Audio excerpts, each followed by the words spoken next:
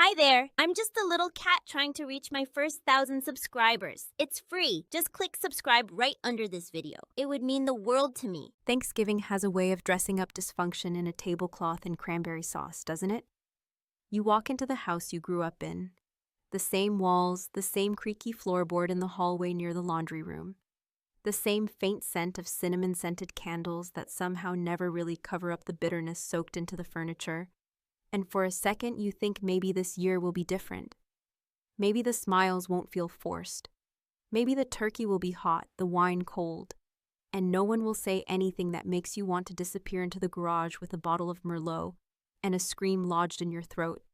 But then you hear her voice, my mother's voice, rising just above the hum of football commentary and casserole trays being shuffled around, and the illusion shatters in under 10 seconds. Your brother just bought a house, she beamed to the room, her voice dripping with a pride so thick you'd think he discovered a cure for cancer. Isn't that amazing? She was talking to no one and everyone all at once, like she always did when she wanted to perform rather than converse. And just like that, it began. The family Thanksgiving show, a live performance with one favored son in the spotlight and one daughter, me, left somewhere behind the kitchen door, hoping no one would notice I existed unless something needed cleaning up. She turned to me then, and it was like watching someone shift gears in their car. That smile, the one she'd been flashing like a Vegas marquee for Brian, disappeared like someone pulled the plug. Her eyes, those sharply assessing hazel eyes I inherited, but somehow wheeled with much less venom, narrowed just a touch. So, Aaron, when will you finally grow up? It wasn't the words alone that hit me. It was the way she said them. Like I'd spent my 36 years finger painting in a sandbox while her golden child was out building empires. And I don't know what came over me. Maybe it was the cheap wine. Maybe it was the 2-hour drive through sleet to be greeted with passive aggression dressed as a question.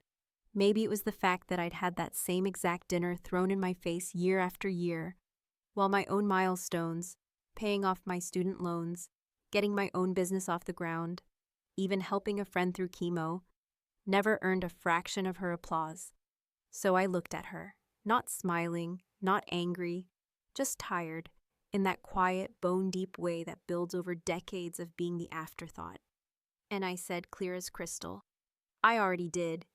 You just weren't invited. Silence. Not even the football guys on TV could break it. Brian's fork froze midair. My dad coughed like he had something caught in his throat, which he probably did. Shame or regret or indigestion. Mom blinked, once, twice, and then her face went pale, the color draining so quickly I thought she might actually pass out into the candied yams. That moment, that split second of stunned silence, should have felt like a victory. And maybe part of me enjoyed it, I won't lie. But mostly, it felt like standing on the edge of a long cliff I'd been walking toward my entire life. Because that wasn't just a snarky comeback. That was a declaration of war. A reckoning. And I'd finally chosen to stop making peace with the people who fed me guilt for dinner more often than mashed potatoes. Let me take you back a bit. Just enough to understand how we got here. Because this wasn't about one dinner or one insult. It never is, right? It's about layers, about years, about the way 1,000 little moments pile up until your spirit starts to feel like a basement after a flood, musty, ignored, full of things no one wants to unpack. Growing up, it was always Brian this, Brian that. He played soccer, instant legend. I joined drama club. That's cute, honey, but don't expect applause in real life. He got a C in math. Boys aren't always book smart. I got an A-. Why not an A? I could never win. And somewhere along the way, I stopped trying. I made peace with being invisible, until I didn't. Brian, my younger brother by 2 years, was always good at getting what he wanted without looking like he was trying. He knew how to charm people, especially my mother. He'd flash that boyish grin, say something slightly self-deprecating, and boom, she'd be calling him my brilliant boy in under 5 minutes. And the older we got, the worse it became. He could make a mess and walk away clean, and somehow it was always someone else's job to pick up the pieces. often mine. The last straw wasn't even about the house. It was what the house symbolized, the lie beneath the praise. I'd heard through a friend, small town, loose lips, that Brian didn't buy that house with his own money, that the mortgage wasn't even in his name, that it belonged to his girlfriend and he just moved in like a fancy guest who brought a housewarming pie and never left. But here Mom was, acting like he'd built it brick by brick with his bare hands. So no, I didn't feel guilty for the line I dropped at dinner. It was a long time coming. But the look on her face, like I'd slapped her in front of an audience, told me something else. Maybe she wasn't just shocked by what I said. Maybe she was shocked that I finally said something at all. Because when you're the quiet one, the good girl who swallows her hurt with the gravy, your silence becomes part of the furniture. People get used to it. They start to count on it. And when you finally make noise, it feels like an earthquake. And here's a question for you. One I'd love for you to sit with. Have you ever been at a family dinner and realized you weren't really family, not in the way they use that word when it suits them? Just furniture in their memory, something to decorate the photo, but never truly belong? That was the moment I stopped feeling like a daughter and started feeling like a stranger with a knife made of words. And I wasn't done carving, not even close. The silence that followed my comment didn't just settle into the room. It thickened the air like smoke, the kind that burns your throat and lingers in your clothes long after the fire's gone out. My mother, still stunned into temporary speechlessness, fumbled with her napkin like it might offer her some form of rescue, while Brian, seated across from me in his custom-fitted blazer that screamed, "Look successful without trying," had the audacity to smirk, as if this entire situation were a game and I had just lost the first round. But what he didn't know, what none of them knew, really, was that this wasn't the first round at all. It wasn't even the middle. This was the slow, deliberate tightening of a noose I'd been quietly weaving for years, using every careless slight, every whispered favoritism, every stolen opportunity as thread. Growing up in a family like mine, where one child's mistakes were forgiven before they were even made, while the other's successes were either ignored or repackaged as someone else's idea, you learn not to expect applause. You learn to stop seeking validation, to swallow pride with the same dry Thanksgiving stuffing that no one seems to remember you hate. And eventually, you stop bringing up your own achievements because you're tired of seeing them shrink under the weight of someone else's mediocre triumphs. That's how it was with Brian and me. Every award I won was somehow a fluke.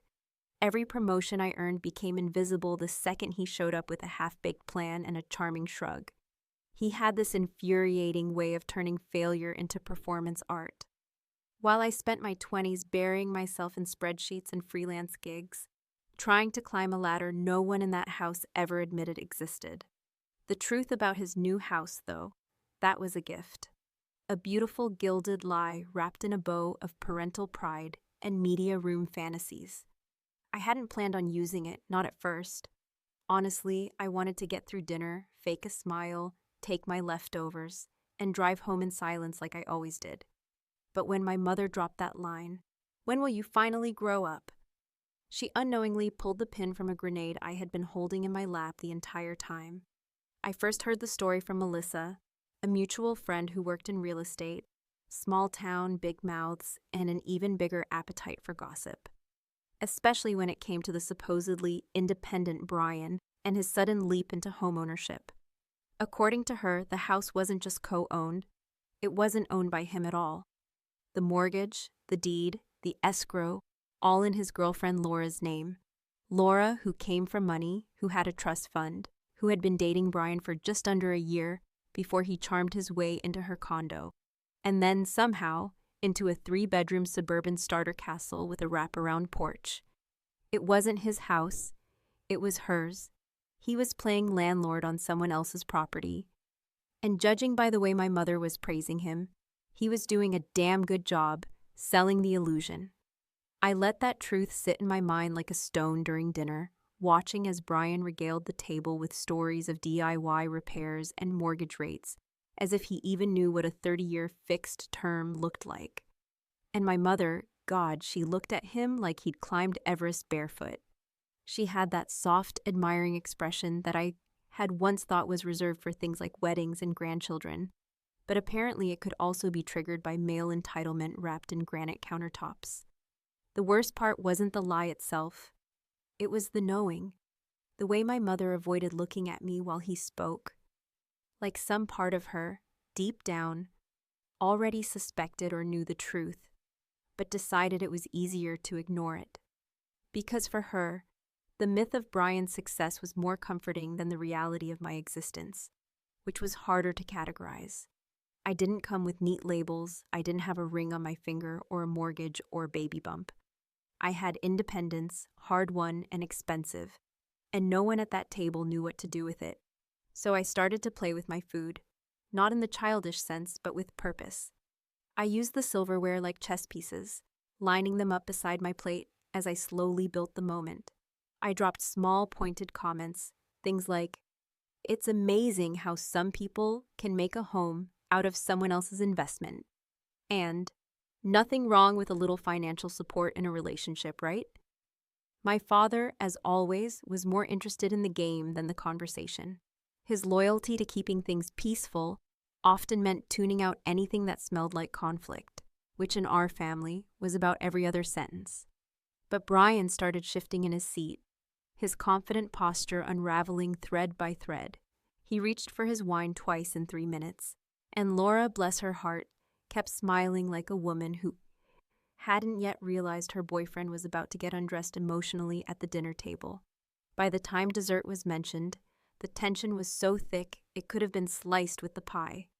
I excused myself to help in the kitchen, but what I really did was step into the hallway, open my purse, and pull out a manila envelope I'd brought from home.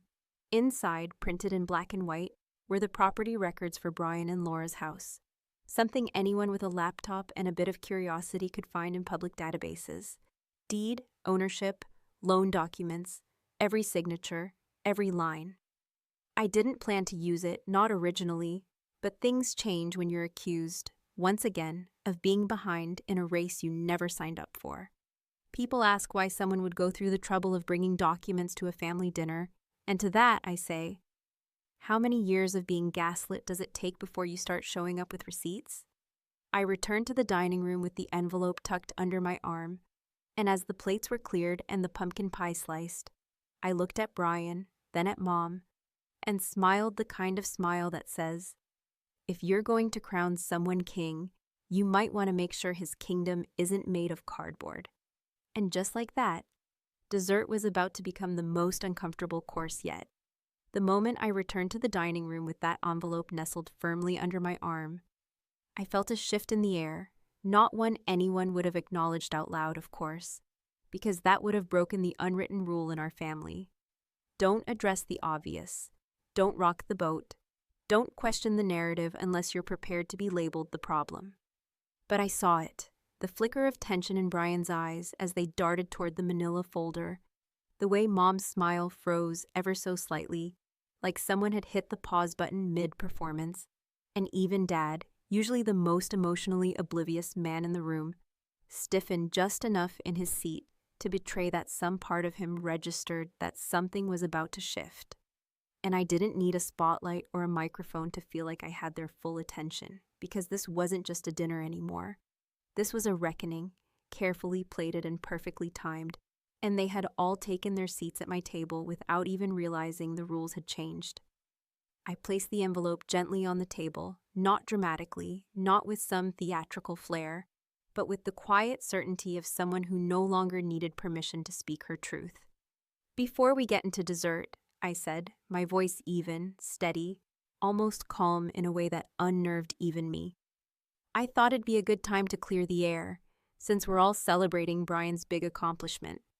My mother's lips pursed so tightly I thought she might split them, and Brian let out a little laugh, that awkward kind people use when they know they're about to be caught in a lie but haven't quite decided whether to deny, deflect, or double down. I didn't wait for a response because I had already waited too many years for space to speak, for permission to challenge the golden narrative.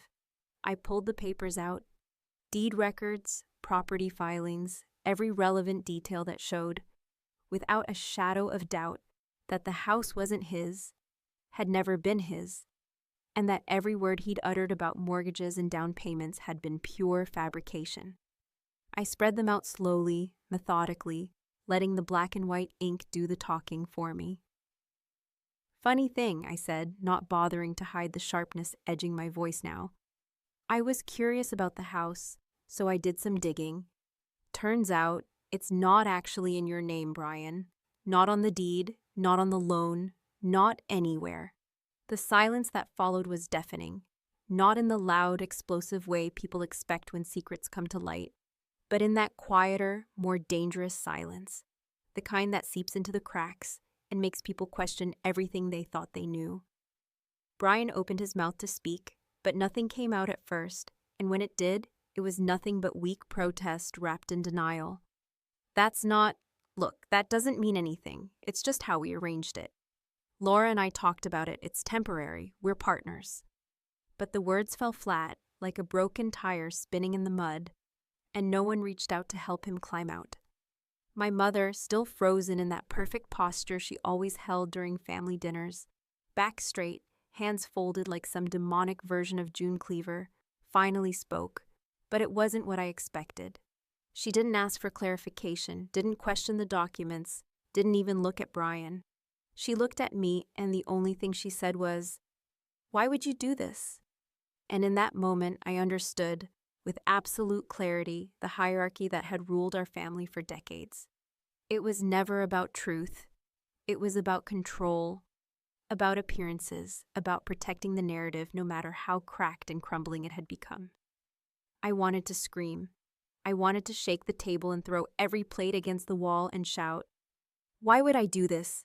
Are you serious?" After all the years I spent being dismissed, ignored, treated like the underachieving afterthought, but I didn't. I just looked at her, looked at the woman who gave birth to me but never really saw me, and said, "Because I'm tired of pretending. I'm tired of sitting here every year, swallowing my dignity with the stuffing, listening to you heap praise on a man who's never had to earn a damn thing in his life, while you pretend like I'm the one who never figured it out." Brian shifted again, now visibly uncomfortable, and Laura, bless her, looked like she wanted the floor to open and swallow her whole.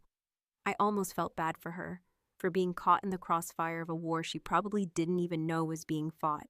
But then I remembered the smug little Instagram post she made last week, the one showing off their new place, with captions about our first home together, that failed to mention he hadn't put a single cent into it. I let the moment sit. I let it breathe. Because this wasn't about shaming Brian, not really. This was about drawing a line in the sand that had been erased too many times by people who didn't think I'd ever push back. "You all treat him like he walks on water," I said, my voice quiet now, not angry, just devastating in its honesty. "But you never once asked how I paid rent when I was freelancing full-time. You never once offered to help when I was eating canned soup and rationing gas money to keep my business afloat. But Brian moves in with a woman who bankrolls his lifestyle, and suddenly he's the American dream." My dad tried to interject, a weak, tired, "Now, let's not turn this into something ugly." But I didn't let him finish. "It already is ugly, Dad. It's been ugly for years, you just didn't want to see it." The table sat in stunned silence, and for once I didn't feel small. I didn't feel like the angry daughter or the bitter spinster or whatever label they'd pinned on me over the years to justify their neglect. I felt real. I felt grounded. I felt like someone who had finally found the courage to say out loud what she'd been screaming inside her head for decades. And I wasn't done yet, not even close, because there was one more truth, one more layer beneath the lie about the house, and it was about to turn everything they thought they knew into ash. If the truth about the house was the crack in the dam, then what came next was the flood, the cold, relentless kind that doesn't just sweep through and leave a mess to mop up, but the kind that rips foundations from the earth and makes you question whether anything that stood before it was ever real to begin with. After I laid the documents on the table and watched Brian stumble through his excuses like a kid caught cheating on a math test, I thought I'd feel something close to vindication, some flicker of satisfaction after years of being treated like the cautionary tale in a family full of self-made myths. But what I felt instead was heavier, more twisted, and strangely hollow, like standing on a battlefield littered with bodies you didn't expect to fall so easily. The lie about the house wasn't the worst part. The worst part was knowing my mother had known all along and had chosen, deliberately and with full clarity, to protect the illusion rather than her daughter. She didn't need time to process what I'd said. She didn't look shocked or confused or even particularly embarrassed. She looked tired. No, not tired. Bothered. Bothered that I had the audacity to say out loud what she had worked so hard to keep under wraps. As if her carefully curated storybook family was some kind of sacred sculpture I had vandalized with spray paint and sharp truth. "It's not your place to dig into your brother's personal business," she said, her voice tight with restrained rage, like she still believed she could get this train back on its tracks if she just scolded me hard enough. And that was when I realized something that hit harder than any insult ever had. In her eyes, I wasn't the child she protected. I was the threat she contained. The room felt like it was closing in, the walls of that dining room that had watched me grow up now pressing inward like they, too, were finally fed up with the secrets. I didn't raise my voice. I didn't need to. Some truths don't require volume, just precision. I reached into my purse again, pulling out a second folder, this one thinner but heavier in its implications. "You know what else I found while I was digging?" I said, my eyes locked on hers, not flinching even as I saw the color start to drain from her face. Grandma's trust, the one she left for both of us, the one I was told didn't exist. Funny thing though, it did, and only one of us ever saw a dime of it. It was like I had detonated a bomb in the center of the table. My dad, who had up until now managed to stay half submerged in his own wine-induced apathy, sat upright for the first time that night, his fork clattering to the table like the sound alone could confirm that what I was saying wasn't just dramatics. "What trust?" he asked. But the question wasn't directed at me. It was aimed squarely at my mother, whose silence answered him long before her lips did. She didn't deny it. She didn't scream or protest or even act confused. She just looked at me with that same expression I'd seen 1,000 times before, the one that said, "You don't understand what I've done for this family," as if martyrdom excused manipulation. "He needed help," she finally said, the word so casual, so dismissive, I could feel my fingers curling into fists beneath the table. "He was struggling, and I didn't think you'd need it. You always said you were fine on your own." I wanted to laugh. I wanted to throw back every sleepless night, every emergency rent payment, every job I took that I hated just to survive. But I didn't, because somewhere in the back of my mind, I had always suspected this, always felt like I was standing on a trap door waiting to fall. And now that it had opened, I wasn't surprised, just exhausted. Brian, to his credit, or maybe to his shame, looked completely blindsided. "Wait," he said, glancing between us, his voice suddenly stripped of the cocky bravado he'd worn all evening. "You used Aaron's half of the trust?" I thought. "Mom, you said that was from your savings." And there it was, the one thing I hadn't expected. Brian not in on the lie. Brian just another beneficiary of the cover-up, unaware that the ladder he'd climbed had been built with rungs stolen from someone else's inheritance. My mother opened her mouth, then closed it again, and for once in her life, she had no script, no spin, no way out, just silence. "I started my business with $2,000 and a secondhand laptop," I said, my voice shaking but firm. "You gave him $30,000 from Grandma's trust, meant for both of us, and you never said a word, not once." The room was dead still. No clinking of silverware, no football noise bleeding in from the living room. Just the thudding awareness that something sacred, something unspoken and foundational, had just cracked beyond repair.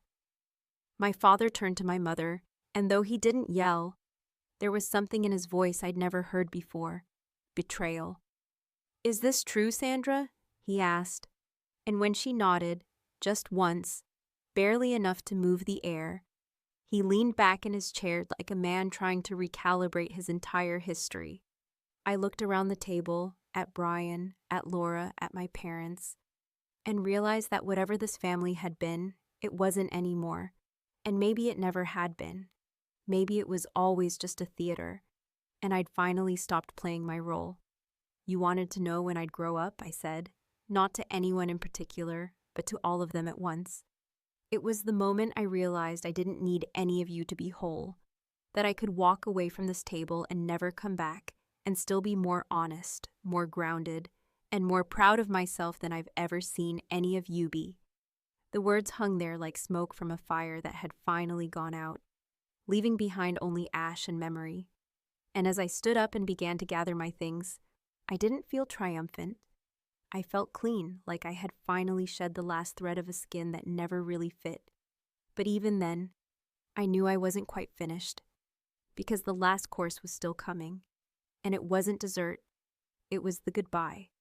As I stood there, hands steady, despite the hurricane of memory, betrayal, and blistering clarity, swirling around that dining room like the final act of a long-forgotten tragedy, I realized something with bone-deep certainty. This was not the end of a meal, or the end of a holiday, or even the end of a family squabble that would fade with time and awkward apologies, but rather this was the quiet, decisive end of an era that had been dying in small, silent increments for years, and I had finally chosen to be the one who called time of death. The faces around me, once so familiar they felt like extensions of my own past, now looked like caricatures of a life I had outgrown. Brian still trying to piece together how the throne he never earned had suddenly crumbled beneath him. Laura frozen in her seat. Her earlier politeness drained into something raw and unguarded, no longer the enthusiastic fiancé, but now just a woman sitting beside a man she might not know as well as she thought. My father still gripping the armrest, like it could anchor him to a version of reality that had just been torn away. And my mother, oh my mother, staring at the empty spot in front of her pie plate, as though she could will this moment into a different direction if she simply refused to look up and accept what her daughter had finally become. Someone she could no longer silence, no longer diminish, no longer shape with guilt and maternal judgment. I took a deep breath, not for strength, because I had found that already somewhere between the creamed corn and the second betrayal, but to allow myself the grace of a final moment of control, a closing chapter spoken aloud, not written in the silence they'd always preferred. I didn't come here to destroy anything, I said, voice calm, not cold, because cruelty was never the intention, only the collateral damage of a truth that had nowhere else to live. I came here because I wanted to give myself a chance to be heard before I left. And now that I've said what I needed to say, I don't owe any more explanations, and I don't expect any apologies. My mother opened her mouth not to argue, because she knew better now, but perhaps to salvage, to rationalize, to stretch the elastic of her version of love just enough to slip this night into some file of necessary sacrifices. But I stopped her with a hand, not raised, but gently firm, a gesture not of defiance, but of finality. You don't get to fix this with a speech, Mom. Not this time. I let too many things go for too long because I was scared of what would happen if I didn't. But now that I've faced it, now that I've said it out loud, I feel lighter than I have in years. And I'm not going to put that weight back on just so you can sleep easier. Brian stood as if the physical act of rising might restore some of the balance he was used to holding, and to his credit, or perhaps to his surprise, he didn't make excuses. Instead, he just looked at me, really looked, like maybe for the first time he wasn't seeing the version of me that Mom had built and repeated in whispers behind closed doors, but the woman who had built herself brick by bloody brick without their help, without their money, and without the safety net he'd always taken for granted. I didn't know, he said, his voice strained and uncertain, like a man just starting to realize how many lies he's been complicit in simply by never asking questions. About the trust, about any of it. I believe you, I said, because I did. Not because he deserved it, but because sometimes the truth deserves to stand alone, without bitterness attached. I picked up my coat, the room still utterly silent except for the distant buzz of the refrigerator, which somehow now felt more alive than the people sitting around the table.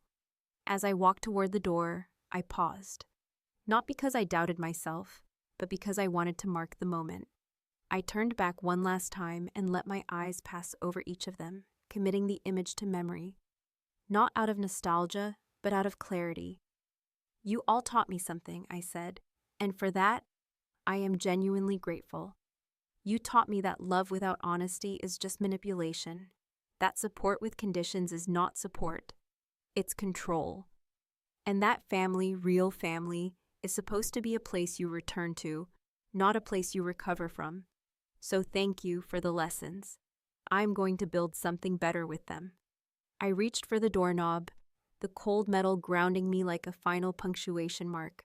But before I turned it, I added, not to any one of them specifically, but to the ghosts of every Thanksgiving past. "Don't worry about next year. I won't be coming back. And this time, that's not a threat. It's a gift." And with that, I walked out, into the cold November air, the kind that cuts through your coat and wakes every nerve in your skin. I stepped onto the porch not as a daughter fleeing a scene, but as a woman stepping into the clearest silence she'd ever known. One not imposed, not weaponized, but chosen. As I got into my car, letting the engine purr to life and the windshield fog with the warmth of my breath, I glanced once at the house, that monument of childhood and disappointment, and felt no pull to stay, no urge to fix, no ache for reconciliation. And maybe, just maybe, that was the first time I felt truly grown. So here's the thing I want to ask you. Whoever you are, watching this, hearing this, maybe seeing parts of yourself reflected in the mess of it all. If you were in my shoes, sitting at that table with all the lies laid out like a buffet of ghosts, would you have walked away too? Or would you have stayed, swallowed it all again, smiled for the sake of peace, and let your silence buy one more year of being half alive in a house that never loved you all the way? That's the question I'll leave you with. Because answers don't always come with closure. Sometimes they come with distance, and that has to be enough.